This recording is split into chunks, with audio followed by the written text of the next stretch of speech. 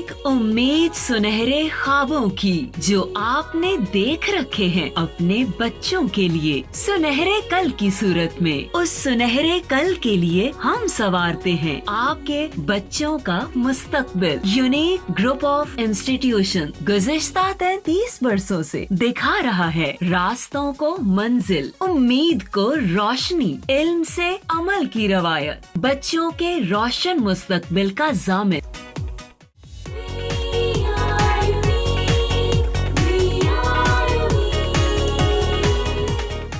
बिस्मिल्लाहिर्रहमानिर्रहीम। मैं सोबिया अमीन 9th class के ऑनलाइन लेक्चर सीरीज़ के नेक्स्ट लेक्चर के साथ।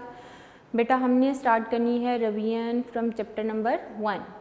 अच्छा, अब चैप्टर नंबर 1 से हम रिवीजन स्टार्ट करते हैं। मेरा ख्याल है कि आप लोगों को साथ साथ लर्निंग तो होगी, मैं जस्ट रिवाइज़ कराती जाती हूँ, साथ साथ आप लोग इसको रिवाइज़ करते जाएँ और जो डेली बेसिस पे रिवाइज़ किया जा रहा है बेटा उसको एक दफ़ा लिख के ज़रूर देखा करें। ठीक है, चैप्टर नंबर 1 से हम स्टार्ट करते हैं बेटा। Chapter number 1 introduction to physical quantities जो है वो चैप्टर है हमारे पास, और इसमें हमने मेजरमेंट्स, इंस्ट्रूमेंट्स के बारे में पढ़ा था। तो अब हम बात करते हैं बेटा सबसे पहले कि चैप्टर नंबर 1 में जो फर्स्ट डेफिनेशन आपने पढ़ी, what is the science. Science में आपने क्या पढ़ा था कि साइंस क्या है? The knowledge gain through observations and experimentation is called the science, and science is derived from the Latin word scientia which means knowledge. Clear है? ये आपने साइंस के डेफिनेशन में लिखना होता है बेटा, ये 2 मार्क्स की पूछी जा सकती है। उसके बाद बेटा फिर हमारे पास डेफिनेशन थी इसमें नेचुरल फ़िलासफ़ी की। नेचुरल फ़िलासफ़ी की डेफिनेशन में हमने कहा कि not until the 18th century various aspects of the material objects were studied under the single subject and that subject is called the natural philosophy. कि 18th century तक सिर्फ science की एक ही ब्रांच थी और all the knowledge was confined in that branch and that branch is called the natural philosophy. ये आपने natural philosophy में पढ़ा। उसके बाद बेटा नॉलेज इतना बढ़ गया कि नेचुरल फ़िलासफ़ी को फिर डिवाइड किया गया इनटू 2 ब्रांचेस, और वो ब्रांचेस कौन कौन सी कहलाती हैं? Physical sciences and biological sciences. यानी natural philosophy further divided into 2 branches and that branches were called the biological sciences and physical sciences.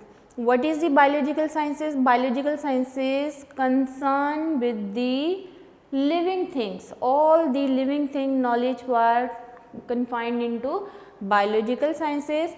और जब हम फिज़िकल साइंसेस की बात करते हैं तो फिज़िकल साइंसेस में नॉन लिविंग थिंग का नॉलेज जो है वो स्टडी किया जाता है, तो हम बोल देते हैं physical sciences concern with the study of the non living things.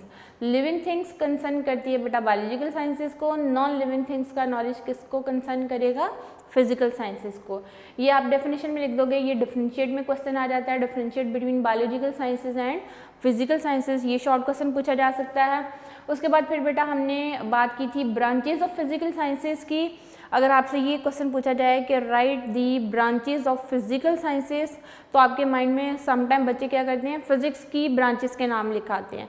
Physics की ब्रांचेस नहीं बेटा, फिजिकल साइंसेज की ब्रांचेस के नाम लिखने हैं। तो फिजिकल साइंसेज की ब्रांचेस के जो नाम आपकी बुक में दिए हैं वो कौन कौन से हैं? Physics, chemistry, geology, astronomy and metrology. ये 5 ब्रांचेस के नाम दिए हुए हैं कि 19th सेंचुरी तक जो फिजिकल साइंसेज थी that was divided into 5 distinct disciplines and that distinct disciplines were physics, chemistry, geology, metrology and astronomy. तो ये थे बेटा फिजिकल साइंसेज की कुछ ब्रांचेस। फिर आपने पढ़ा इसमें branches of physics. Branches of physics. अच्छा, ब्रांचेज ऑफ फिजिक्स में आपने जो पहली ब्रांच पढ़ी बेटा वो कौन सी थी? Mechanics. What is the mechanics? The study of the objects that are moving, यानी कि ऑब्जेक्ट्स जो मूव करते हैं उसकी कॉजेज़ क्या है, उसके इफेक्ट्स क्या है, that were studied in mechanics. तो मैकेनिक्स की डेफिनेशन लिखेंगे बेटा, मैकेनिक्स में हम ऑब्जेक्ट्स जो मोशन में होते हैं उसको स्टडी करते हैं और उसके साथ साथ उसकी कॉजेज़ क्या होती हैं और उसके इफेक्ट्स क्या होते हैं, उस चीज़ को स्टडी किया जाता है। क्लियर है? उसके बाद फिर बेटा आपने पढ़ा साउंड, फिर आपने पढ़ा था हीट,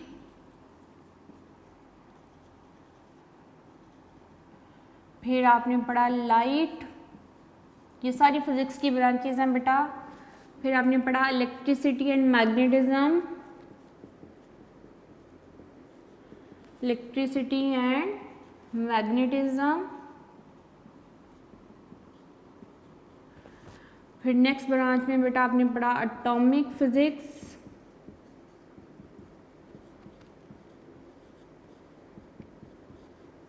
फिर आपने पढ़ा न्यूक्लियर फिजिक्स,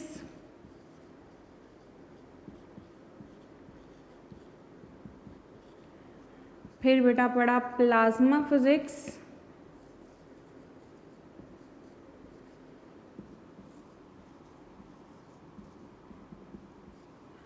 और इसकी 9th वाली ब्रांच थी that is the Jio physics. ठीक है, इंपॉर्टेंट है सारी ब्रांचेस ऑफ फिजिक्स बेटा, इसमें से कोई सी भी 2 ब्रांचेस ऐसे शॉर्ट क्वेश्चन पूछ ली जाती हैं। तो बोर्ड के पेपर्स में इस चैप्टर में से जब भी आता है तो शॉर्ट क्वेश्चन पूछे जाते हैं ज़्यादातर, तो इसमें से कोई ना कोई ब्रांच जो है एज ए शॉर्ट क्वेश्चन पूछ ली जाती है। मैकेनिक्स क्या थी बेटा? Study of motion of objects, its causes and it's affects. Study of motion of objects, its causes and it's affect is called mechanics. What is the sound? अगर आपसे पूछा जाए साउंड जो है बेटा फिजिक्स की वो ब्रांच है जिसमें हम साउंड के फिजिकल एस्पेक्ट्स के बारे में पढ़ेंगे, साउंड की डेली लाइफ में क्या एप्लीकेशंस हैं, उसकी प्रॉपर्टीज़ क्या हैं, इन चीज़ों को स्टडी किया जाता है फिजिक्स की किस ब्रांच में? साउंड में स्टडी किया जाता है। उसके बाद बेटा हीट की जब बात आती है तो हीट में हम पढ़ते हैं बेटा modes of transfer of heat, और फिर साथ साथ हीट के कुछ लॉज को स्टडी किया जाता है, और डेली लाइफ में हम इन लॉज को यूज़ कहाँ पे करते हैं, इन सारी एप्लीकेशंस को स्टेप बाय स्टेप हम हीट के चैप्टर्स में स्टडी करते हैं। तो आपकी बुक में एक एक 2 लाइंस की डेफिनेशन आप लोगों ने ऑलरेडी लर्न की हुई है, एक दफ़ा मैं फिर से देख देती हूँ बेटा आप लोगों के लिए कि जब हम बात करते हैं साउंड की तो deals with the physical aspects of the sound wave, their production and their properties and their application. एक एक लाइन की बेटा ये स्टेटमेंट है, डेफिनेशन है, वो आपने पढ़नी है। उसके बाद हम हीट की बात करते हैं तो हीट की डेफिनेशन में deals with the nature of heat, mode of transfer of heat and affects of heat, यानी इसमें नेचर ऑफ हीट को स्टडी किया जाएगा, mode of transfer of heat and effects of heat को जो है वो स्टडी किया जाता है। उसके बाद बेटा लाइट की बात करते हैं तो लाइट में हम फिजिकल एस्पेक्ट्स ऑफ लाइट को स्टडी करते हैं, उसकी प्रॉपर्टीज़ को, और उसके साथ साथ लाइट की जो वर्किंग इन ऑप्टिकल इंस्ट्रूमेंट है वो हम स्टडी करते हैं। और ऑप्टिकल इंस्ट्रूमेंट्स कौन से होते हैं? माइक्रोस्कोप है, टेलीस्कोप है, या सिंपल मैग्नीफाइंग ग्लास हैं। ये किसी भी किस्म की बेटा जब हम यूज़ करते हैं ऑप्टिकल इंस्ट्रूमेंट जिसमें स्लाइड प्रोजेक्टर्स भी आती हैं, फोटोग्राफर इनलार्जर भी आते हैं, कैमरास भी सारे जो हैं वो लेंसेज को डील कर रहे होते हैं, तो वहाँ भी लाइट का बिहेवियर होता है। तो इसमें सारा जो है हम पढ़ेंगे लाइट के चैप्टर में, यानी it is the study of the physical aspects of light, उसके साथ साथ बेटा it's properties and working in optical instrument, ये चीज़ें स्टडी की जाएंगी। फिर जब इलेक्ट्रिसिटी एंड मैग्नेटिज्म की बात आती है बेटा इसमें हम चार्जेस को स्टडी करते हैं in the state of rest और मोशन, और उसका साथ साथ जो है हम मैग्नेटिज्म के साथ रिलेशन भी स्टडी करते हैं इलेक्ट्रिसिटी एंड मैग्नेटिज्म में। ये बेसिकली एक ही ब्रांच है, जहाँ इलेक्ट्रिसिटी होती है वहाँ मैग्नेटिज्म भी होता है, और जहाँ मैग्नेटिज्म होता है वहाँ इलेक्ट्रिसिटी भी होती है बेटा। इनका आपस में क्लोज रिलेशन है जो कि आपको इलेक्ट्रिसिटी एंड मैग्नेटिज्म के चैप्टर्स में डिटेल पढ़ाई जाएगी। तो जब आप इसकी डेफिनेशन लिखोगे it is study of charges at the rest and in motion and their effects and the relationship with the magnetism, आपने इसकी डेफिनेशन में लिखना है। ठीक है, it deals with the study of charges in rest और in motion and its relationship with the magnetism, ये आप स्टडी करोगे बेटा। उसके बाद फिर एटॉमिक फिजिक्स की बात आती है। जब आप एटॉमिक फिजिक्स की बात करते हो तो इसमें हम structure of the properties of atom को स्टडी करते हैं। ठीक है, तो एटम की स्ट्रक्चर होती है उसको स्टडी किया जाएगा, और उसकी प्रॉपर्टीज़ को स्टडी किया जाता है किस ब्रांच में? एटॉमिक फिजिक्स में। तो हम बात करते हैं it is the what is atomic physics? It is study of the structure and properties of the atom. फिर बेटा न्यूक्लियर फिजिक्स अलग से ब्रांच है। तो न्यूक्लियर फिजिक्स की जब हम बात करते हैं तो it is study of the properties and behaviour of the nuclei, यानी हम प्रॉपर्टीज़ को भी स्टडी करेंगे, बिहेवियर को भी स्टडी करेंगे, और न्यूक्लियस के अंदर कौन कौन से पार्टिकल्स मौजूद हैं उनको भी क्या किया जाएगा? स्टडी किया जाएगा। तो उसके साथ हम बोलते हैं बेटा and the particles with in the nuclei. जब हम न्यूक्लियर फिजिक्स की बात करेंगे ना तो हम लिखेंगे it deals with the properties, it deals with the properties and behavior of the nuclei and the particles within the nuclei। उसके बाद बेटा प्लाज्मा फिजिक्स की जब हम बात करते हैं तो इसमें प्लाज्मा की प्रोडक्शन, इसकी प्रॉपर्टीज़ को स्टडी किया जाता है। और चूँकि प्लाज्मा जो है 4 स्टेट ऑफ मैटर है, that is the ionic state of matter. उसके बाद बेटा जियो फिजिक्स की जब बात होती है तो जियो जो है वो अर्थ की स्टडी को बोला जाता है। तो जियो फिजिक्स में हम अर्थ के इंटरनल स्ट्रक्चर को क्या करते हैं, स्टडी करते हैं। ये थी ब्रांचेज ऑफ फिजिक्स बेटा, जो कि आप लोगों को ऑलरेडी चैप्टर नंबर 1 में जो है डिटेल के साथ पढ़ा दी हुई हैं ये सारी चीज़ें। अब रिवीजन में हम उतनी डिटेल तो नहीं करवाते, लेकिन ये है कि आपको एक दफ़ा रिवाइज़ करवा दिया जाता है क्या क्या चीज़ें पढ़ी। साइंस पढ़ा, उसके बाद बेटा नेचुरल फिलोसफी के बाद फिर बायोलॉजिकल साइंसेस, फिजिकल साइंसेस, फिर बेटा पढ़ा branches of the physical sciences. उसके बाद आपने 9 ब्रांचेस ऑफ फिजिक्स पढ़ा, जिसमें mechanics, light, heat, sound, electricity and magnetism. उसके बाद फिर atomic physics, nuclear physics, plasma physics and Jio physics, ये सारी चीज़ें आपने पढ़ी हैं। अब हम बात करेंगे इम्पोर्टेंस ऑफ फिजिक्स की, ठीक है। अब हम बात करेंगे बेटा किस चीज़ की, इम्पोर्टेंस ऑफ फिजिक्स की। जितनी भी डेवलपमेंट हुई है बेटा in the field of science and technology that are the working in the field of the physics, all these are possible only working in the field of physics।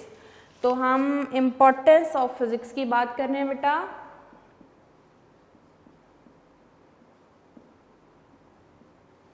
importance of physics,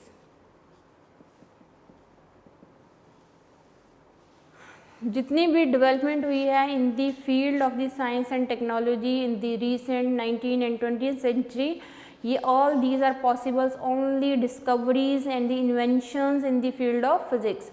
आप अपने इर्द गिर्द किसी भी department में चले जाएं, किसी भी शोबे में चले जाएं, तो आप लोगों को अपने इर्द गिर्द बहुत सारी ऐसे डिवाइसेस नज़र आ रही होती हैं, बहुत सारे ऐसे इंस्ट्रूमेंट्स नज़र आ रहे होते हैं जिनके बगैर वो डिपार्टमेंट वर्क नहीं कर सकते। वह सारी वर्किंग जो है बेटा that are possible only due to the inventions and discoveries in the field of physics. आप किसी फैक्ट्री में चले जाएं, वहाँ मशीनरी काम कर रही होती है, बड़े बड़े बॉयलर्स हैं, या जो है ऐसी मशीनरी है जहाँ पे बेसिक प्रिंसिपल्स ऑफ फिज़िक्स जो है वो फॉलो होते हैं और वो इंजीनियर्स उनको बनाते हैं और उन सारे प्रिंसिपल्स को फॉलो अप करके जो है वो सारी मशीनरी बन रही होती है। आप किसी हॉस्पिटल में चले जाएं बेटा, वहाँ आप लोगों को बेतहाशा इतनी मशीनरी नज़र आएगी जो कि किसी भी पेशेंट को जो है वो ट्रीट करने के लिए, उनके डिजीज़ को डायग्नोस करने के लिए यूज़ होती हैं, जिसमें बेटा ब्रोंकोस्कोपी, जिसको हम एंडोस्कोपी बोलते हैं, उसमें बहुत सारी इसकी टाइप्स आ जाती हैं। तो वो सारी चीज़ें जो है बेटा वो डील कर रही होती हैं बेसिक प्रिंसिपल्स ऑफ फिज़िक्स को। और these are inventions and discoveries only due to the inventions and discovery in the field of the physics.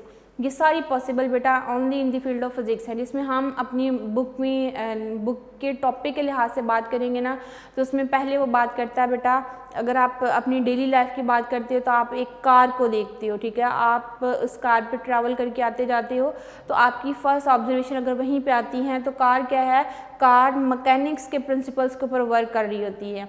उसके बाद रेफ्रिजरेटर घरों में देख लीजिए बेटा, वो हीट के प्रिंसिपल्स के ऊपर वर्क कर रहा होता है, और हीट जो है वो थर्मोडायनेमिक्स भी कहलाती है।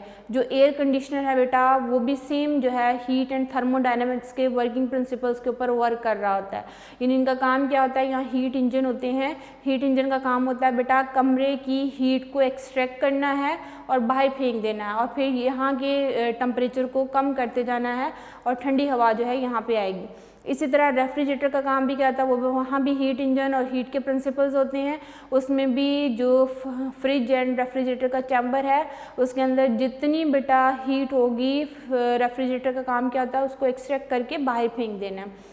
तो यहाँ पे जो रेफ्रिजरेटर है बेटा, वो वर्क करता है on the basic principles of thermodynamics, और थर्मोडायनामिक्स बेसिकली हीट जो है उसको बोला जाता है।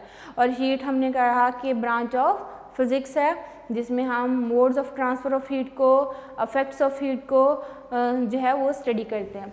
उसके बाद बेटा जब हम बात करते हैं एक पुली की, सिंपल पुली, एक पुली क्या करती है, हैवी लोड को क्या करती है, लिफ्ट करती है। आप क्रेन सिस्टम नहीं देखते हो, क्रेनों के अंदर जो है ये पुलिस लगी होती हैं, ये पुलिस क्या करती हैं, हैवी लोड को लिफ्ट कर सकती हैं इजीली, जो कि हम इंसान जो है, एक ह्यूमन, एक इंडिविजुअल जो है वो इतना लोड कैरी नहीं कर सकता, वो क्रेन काम कर लेती है। यानी कम एफर्ट यूज़ करते हुए हैवी लोड को जो है वो लिफ्ट कर लिया जाता है बाय यूजिंग दी पुलिस।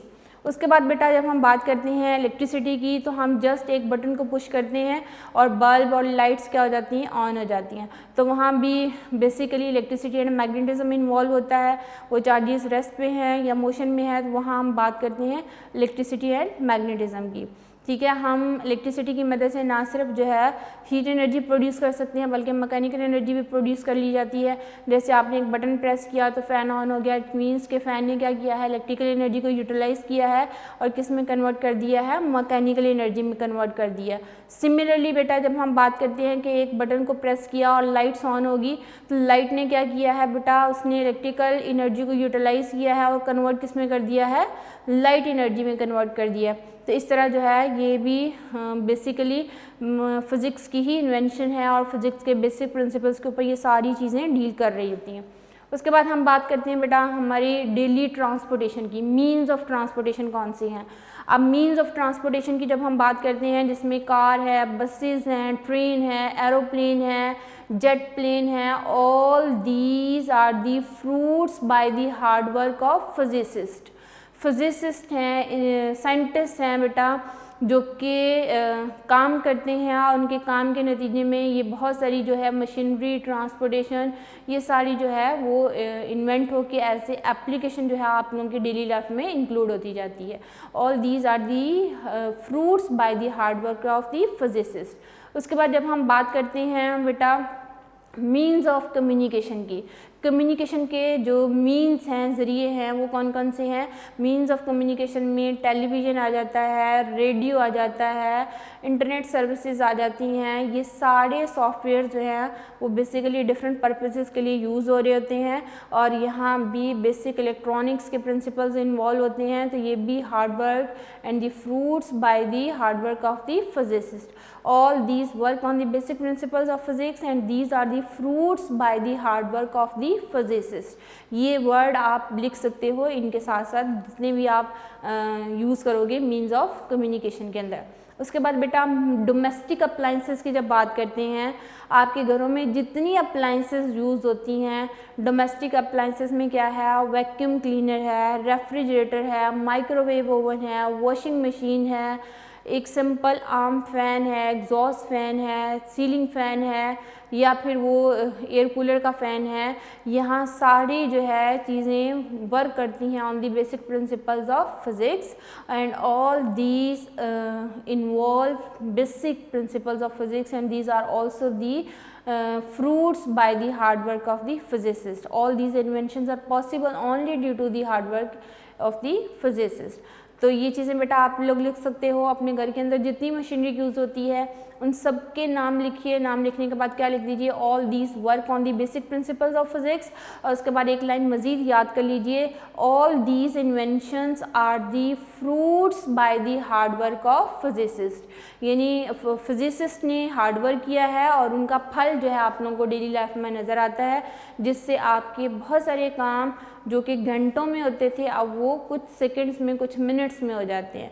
हज़ारों मील का जो डिस्टेंस था वो इंतहाई जो है कम ड्यूरेशन में कवर किया जा सकता है by using the jet plane and aeroplane.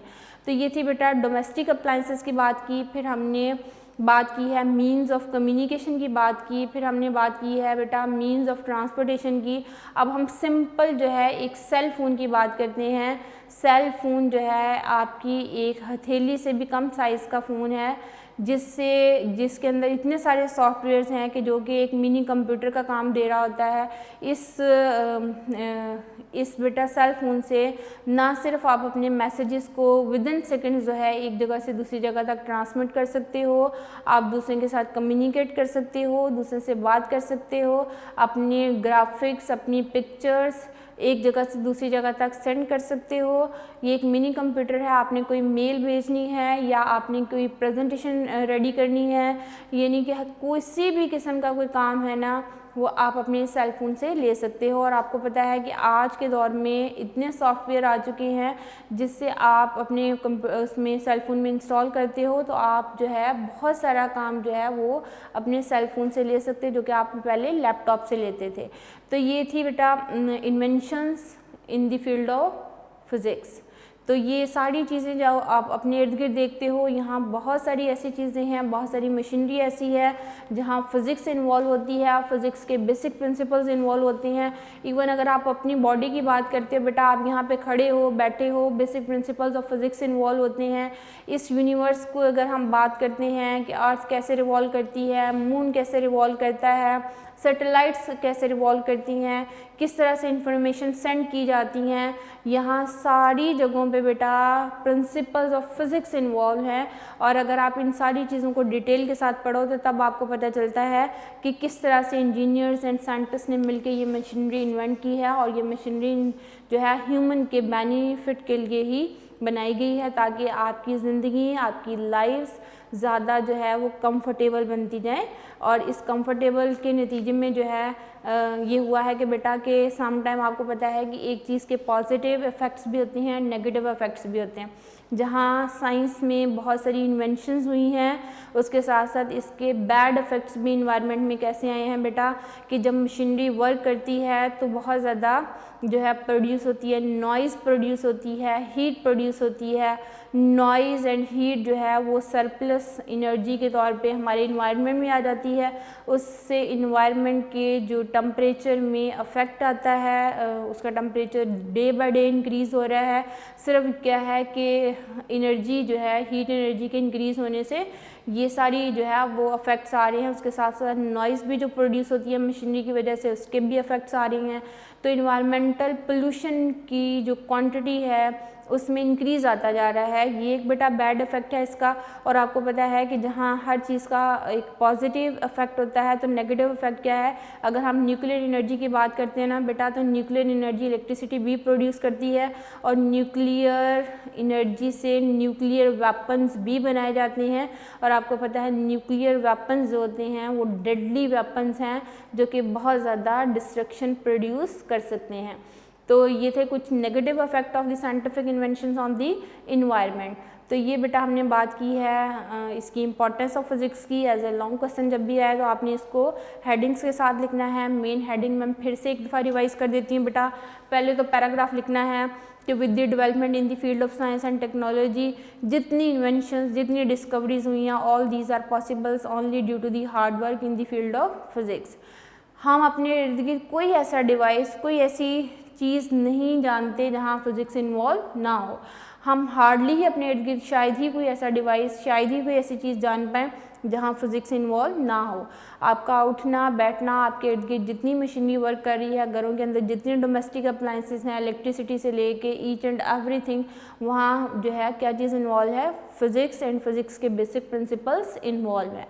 तो ये चीज़ें आप लिखोगे बेटा। उसके बाद फिर हमने बात की कार की। Car is made on the basic principles of the mechanics. फिर हमने बात की रेफ्रिजरेटर की।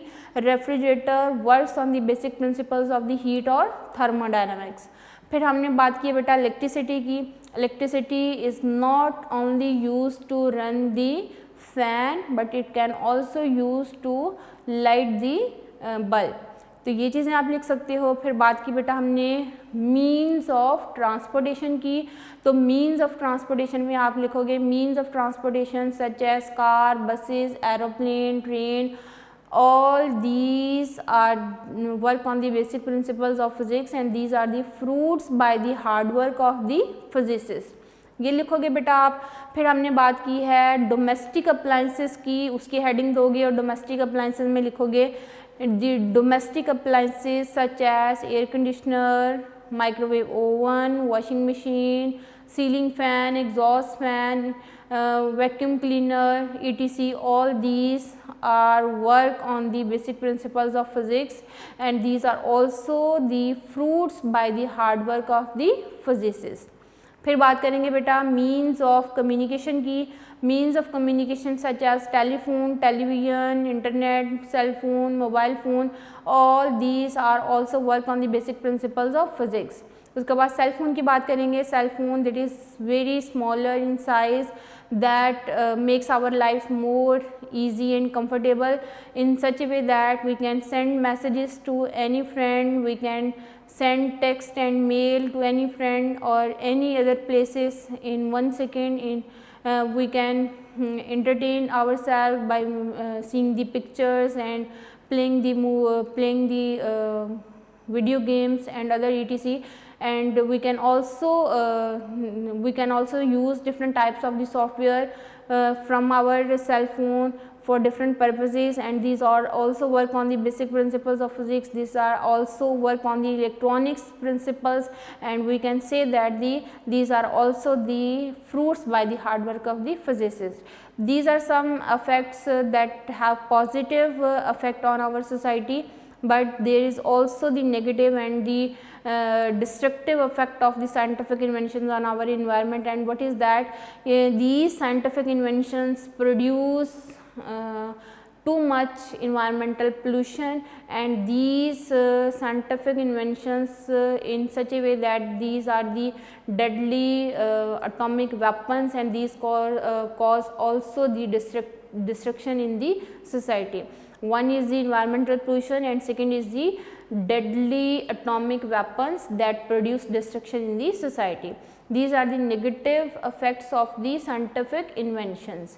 ये थी बेटा हमने आज बात की है चैप्टर नंबर 1, और चैप्टर नंबर 1 से हमने साइंस की डेफिनेशन, फिर हमने नेचुरल फिलोसफी के बारे में पढ़ा, फिर बायोलॉजिकल साइंसेस के बारे में मैंने आपको रिवाइज़ करा दिया, फिजिकल साइंसेस के बारे में रिवाइज़ करा दिया है। फिर बेटा हमने बात की है उसकी ब्रांचेस ऑफ फिजिकल साइंसेस की, फिर ब्रांचेस ऑफ फिज़िक्स हमने 1 बाय 1 डिस्कस कर ली हैं। उसके बाद बेटा हमने इंपॉर्टेंस ऑफ फिज़िक्स भी जो है 1 बाय 1 डिस्कस कर ली है। आप इसको यहाँ तक रिवाइज़ कर लीजिए। इंशाल्लाह जो है हम नेक्स्ट लेक्चर में फिर जो है नेक्स्ट टॉपिक्स के साथ 2-3 टॉपिक इसमें कवर अप करेंगे, ताकि आप लेक्चर वाइज जो है इसको फिर से एक दफ़ा देखते जाएं। और इंशाल्लाह जो है हम फिर बात करेंगे आगे फिज़िकल क्वांटिटीज़ के बारे में, और फिर बात करेंगे हम बेस एंड डिराइव क्वांटिटीज़ के बारे में। थोड़ा सा इसको फिर से देख लेते हैं बेटा, कि अगर आप लोगों को क्वेश्चन आता है ना कि explain the branches of the physics. अब 9 ब्रांचेज हैं। 9 ब्रांचेज कौन कौन सी हैं? Mechanics, light, heat, sound, electricity and magnetism, atomic physics, nuclear physics, plasma physics and geophysics. अगर ये लॉन्ग क्वेश्चन आता है सम टाइम तो एग्जामिनर क्वेश्चन दे देते हैं define physics, explain it's branches, तो आपकी एक एक लाइन की बेटा ये स्टेटमेंट है, डेफिनेशन है, आप सारी ही लिखोगे। लेकिन सम टाइम एग्जामिनर बाउंड कर देता है बच्चे को कि define the following branches of the physics. For example आपको प्लाज्मा फिजिक्स के बारे में पूछा जाए, atomic physics, electricity, magnetism and mechanics, नाम स्पेसिफिक बता दिए जाएँ कि define the following branches of physics 1, 2, 3 and 4। ये एक एक नंबर की जो है आपसे पूछी जा सकती है। तो इसमें समटाइम एग्जामिनर बाउंड कर देता है कि जो उसने आपको दिया है आपने वही लिखना है। समटाइम एग्जामिनर सिर्फ बच्चे पे छोड़ देता है कि डिफाइन या explain any 4 branches of the physics. फिर बच्चे को जो अच्छी तरह से आती हैं आप उसको लिख सकते हो, लेकिन समटाइम ये बाउंड कर देते हैं एग्जामिनर, तो फिर आपने वही लिखनी होती हैं। ये एज ए शॉर्ट क्वेश्चन भी बहुत इंपॉर्टेंट है बेटा। कोई सी 2 ब्रांचेस आ सकती हैं या डिफरेंशिएट में भी आ जाती हैं। For example differentiate between atomic physics and nuclear physics, या differentiate between plasma physics and geophysics. आपने लाइन लगानी है, एक साइड पे प्लाज्मा फिजिक्स लिखिए, दूसरी साइड पे क्या लिख दीजिए, जियोफिजिक्स लिख दीजिए। तो इस तरह आप डिफरेंशिएट में ये क्वेश्चन कर सकते हो बेटा। आज के टॉपिक में हमने जो पढ़ा, जो इंपॉर्टेंस ऑफ फिजिक्स है एज ए लॉन्ग क्वेश्चन आता है, जो ब्रांचेस ऑफ फिजिक्स है एज ए लॉन्ग क्वेश्चन आता है, लेकिन जो बाकी मैंने क्वेश्चन जितने कराए हैं, साइंस की डेफिनेशन है एज ए शॉर्ट क्वेश्चन है, नेचुरल फिलोसफी की डेफिनेशन है वो भी एज ए शॉर्ट क्वेश्चन है बेटा। फिर differentiate between biological sciences and physical sciences, ये भी एज ए शॉर्ट क्वेश्चन पूछ लिया जाता है। या फिर write the different branches of physical sciences, तो फिजिकल साइंसेज की 5 ब्रांचेस हैं। In the 19th century the physical sciences were divided into 5 main distinct disciplines, and that disciplines were physics, chemistry, astronomy, geology and metrology. ये 5 branches जो हैं ये बेटा physical sciences की branches हैं। और अगर आपको क्वेश्चन शॉर्ट आता है only right the names of the branches of physics, ये भी शॉर्ट क्वेश्चन बनता है बेटा। तो फिर आपने सिर्फ नाम लिखने हैं Here are some following branches of the physics. कौन कौन सी ब्रांचेस हैं? Mechanics, sound, heat, light, electricity and magnetism, atomic physics, nuclear physics, plasma physics and geophysics. अगर हम बात करते हैं बेटा 9th एंड 10th की फिजिक्स की, तो 9th की फिजिक्स में आपने ना मेन मैकेनिक्स के बारे में पढ़ना है। ऑलमोस्ट 2 चैप्टर डिटेल के साथ, chapter number 2 and chapter number 3 दोनों ही डील कर रहे हैं किस चीज़ को बेटा? मैकेनिक्स को। ऑलमोस्ट आगे चैप्टर नंबर जो 4 है वो आगे फोर्सेस एंड टॉर्क की तरफ चला जाता है। फिर आगे बेटा आपने पढ़ना है हीट के बारे में, ठीक है। हीट के 2 चैप्टर्स आपने पढ़ने हैं। फिर आगे कुछ हम इसके बारे में, ग्रेविटेशन के बारे में पढ़ेंगे। फिर एनर्जी एंड वर्क के बारे में थोड़ा सा आप लोगों को पढ़ाया जाएगा। और फिर जो है हम लास्ट में 2 हीट के चैप्टर पढ़ेंगे।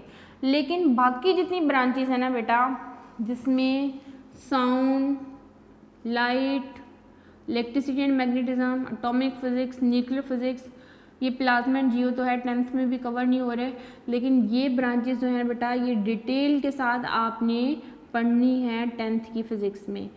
Sound, light, electricity and magnetism, atomic physics है, न्यूक्लियर फिजिक्स है, ये सारी हम पढ़ेंगे इसमें 10th की फिजिक्स में। तो मेजॉरिटी ब्रांचेस जो हैं वो डील कर रही हैं बेटा किस चीज़ को? 10th की फिजिक्स को। और 9th की फिजिक्स जो है यूँ समझिए कि बेसिक है, जिसमें आपको मैकेनिक्स के कुछ चैप्टर्स पढ़ाए जाएंगे, ग्रेविटेशन का चैप्टर जो है आप लोगों को पढ़ाया जाएगा। फिर एंड पे हम हीट के 2 चैप्टर्स पढ़ेंगे, जिसमें modes of transfer of heat है, हीट एनर्जी कैसे ट्रांसफ़र होगी, इसकी प्रॉपर्टीज़ क्या हैं, और डेली लाइफ में अगर टेम्परेचर है तो उसको कैसे मेजर किया जाता है, उसके स्केल्स कौन कौन से हैं, वाटर का बिहेवियर कैसा होता है, इन चीज़ों को हम 1 बाय 1 स्टडी करेंगे, ठीक है। तो ये था बेटा हमारे पास रिवीजन हमने फर्स्ट लेक्चर की है। और इंशाल्लाह हम नेक्स्ट लेक्चर में कुछ टॉपिक्स को कवर अप करेंगे। आप इसको साथ साथ लर्न कीजिए और अपना ख्याल रखिए। इंशाल्लाह नेक्स्ट लेक्चर में फिर हाज़िर होंगे, तब तक के लिए अल्लाह हाफ़िज़।